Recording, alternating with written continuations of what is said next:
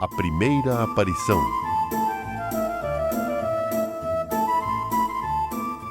Em Fátima, havia 3 crianças que eram uns primores. Portuguesinhos, cheios de inocência, cheios de fé.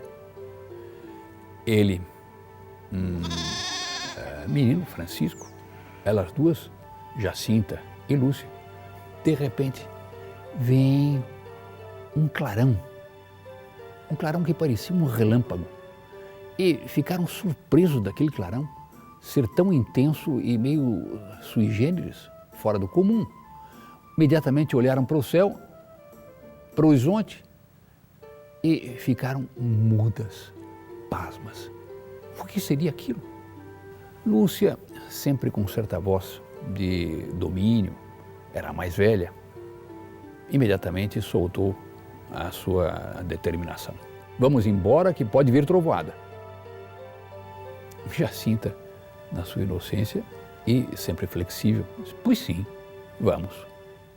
Então o que fizeram? Reuniram o rebanho, porque estavam ali os cordeiros mais ou menos esparsos um pouco, reuniram o rebanho e desceram a encosta.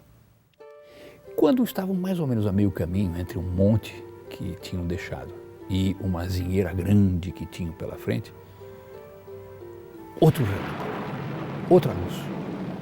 E agora o susto foi redobrado, porque o que estava acontecendo? Apertaram o passo e continuaram a descer com mais pressa.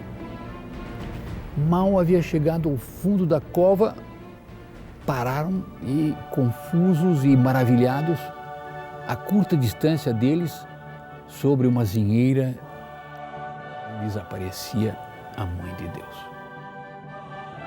Segundo as descrições da irmã Lúcia, diz ela que era uma senhora vestida toda de branco.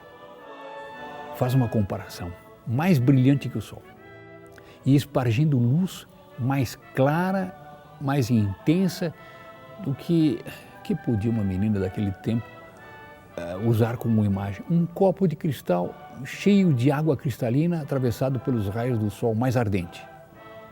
Essa era a imagem que ela dava. Outro diriam, parecia o Koh-i-Noor, todo cheio de luz. O semblante de Nossa Senhora, segundo descrevem as crianças, era de uma inenarrável beleza. Nem triste, nem alegre, mas sério, talvez com uma expressão suave, de uma ligeira censura. Como se pode escrever em pormenor os traços todos da fisionomia dela? De que cor seriam os olhos, os cabelos? Lúcia nunca soube dizer ao certo, porque imagino que não era fácil contemplar esse olhar sem perder-se, por mais que a mulher tenha capacidade aguda em descrever certos detalhes, por mais que a mulher seja mais capaz que o homem de apanhar certos matizes, naquele momento as crianças estavam arrebatadas. Porque encontrar-se com Nossa Senhora em cima de uma azinheira, colocada ali e olhando para os 3, Lúcia nunca soube dizer bem exatamente como eram as coisas. Entretanto, algo a respeito do todo ela guarda mais do que o próprio Francisco, do que a própria Jacinta. Ela diz que o vestido era alvíssimo, mas alvíssimo. E a comparação que ela tem diante de si, a sua mão, para poder dar uma ideia, era que era tão alvo que era mais branco do que a própria neve. Parecia o vestido com um tecido de luz. Imagine com os fios de luz se conseguir tecer uma roupa que era a que Nossa Senhora vestia. Tinha as mangas relativamente estreitas e era fechado no pescoço. Nossa Senhora tinha que aparecer assim, com uma roupa que indica bem o recato, indica bem o modo ideal de vestir-se. E, portanto, realçando muito mais a cabeça do que, infelizmente, certas modas de hoje em dia que procuram realçar, isto sim, a silhueta do corpo. Não era o que acontecia com Nossa Senhora, segundo descreve Lúcia. Pelo contrário, estava as mangas relativamente estreitas, mas o vestido era fechado até o pescoço e descia até os pés. E os pés estavam envolvidos por uma tênue nuvem e mal se viam os pés roçar no topo, na parte alta da zinheira. Um manto cobria Nossa Senhora desde a cabeça e era também branco. E tinha uma orlazinha de ouro do mesmo comprimento que o vestido. E envolvia também este manto o corpo todo praticamente. Lúcia vai nos dizer que as mãos de Nossa Senhora estavam juntas e que ela colocava as mãos em oração, apoiadas no peito. E da direita pendia um lindo rosário de umas contas luzidias com pérolas e terminava por uma cruzinha vivíssima de luz prateada. O único enfeite que Nossa Senhora trazia em si era uma corrente de ouro, meio luzente, que pendia sobre o peito e chegava praticamente até a cintura e pendia, portanto, nesta extrema parte inferior da corrente, uma pequena esfera de ouro também luzidio.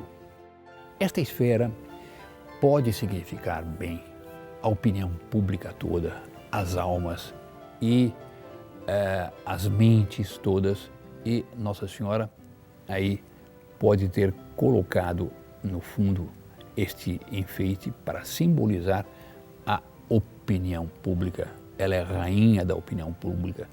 E ela, nesta bola, nessa corrente, estava pendurada toda a humanidade que pende dela.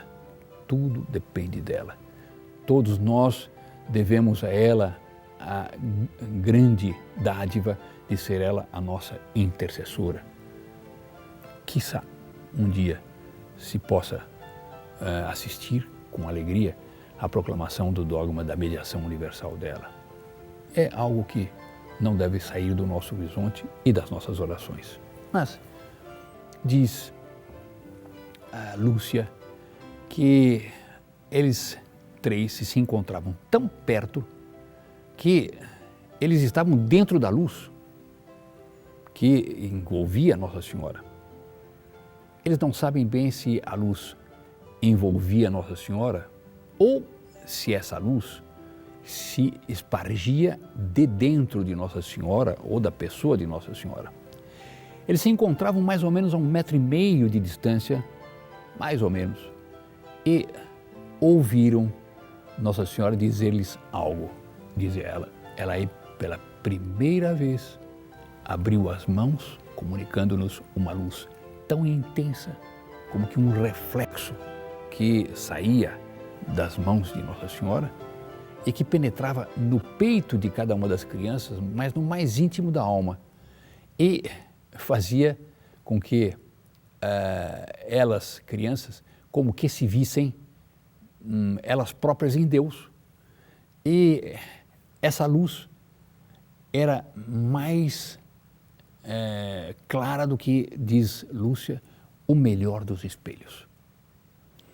Passados esses primeiros momentos de arrebatamento, Nossa Senhora disse: rezem o terço todos os dias para alcançarem a paz para o mundo e o fim da guerra. Vejamos bem de perto o que Nossa Senhora queria dizer. Nossa Senhora queria dar-nos essa ideia de que, inclusive, para o término de uma guerra, o término de uma catástrofe, vale a oração. E vale a oração que é elevadíssima, que é o rosário, como nós teremos a oportunidade de comentar. E depois de ter dito isso, Nossa Senhora começou a elevar-se serenamente, subindo em direção à nascente, até desaparecer na imensidade da distância. A luz que envolvia Nossa Senhora ia como que abrindo um caminho através dos astros, motivo pelo qual as crianças algumas vezes diziam que vimos abrir-se o céu. Depois que a aparição terminou, no infinito do firmamento, as três crianças permaneceram em silêncio e pensativas, contemplando longamente o céu. E aos poucos foram despertando daquele estado de êxtase que os havia colhido repentinamente e inesperadamente. Ao redor, a natureza se voltava a ser o que era antes. O sol continuava tal qual, com seu calor, com seus raios sobre a terra, o rebanho espalhado, umas ovelhas deitadas à sombra, outras comendo um pouco de alimento, tudo era tranquilidade naquela serra deserta. Então nós temos esta maravilha que nos descrevem as três crianças e temos este contato por essa descrição com Nossa Senhora. Eu, pelo menos, quando me manifesto dentro deste ambiente todo de Fátima, eu quando visito Fátima, eu quando tomo conhecimento de Fátima, sinto-me dentro da mesma atmosfera das crianças desse momento. E eu quisera conseguir transmitir por meio de palavras e por meio destas imagens, eu quisera transmitir ao fundo de cada um, de cada uma que neste momento nos assistem, esta experiência mística do que é Fátima, do que foi Nossa Senhora descer à Terra.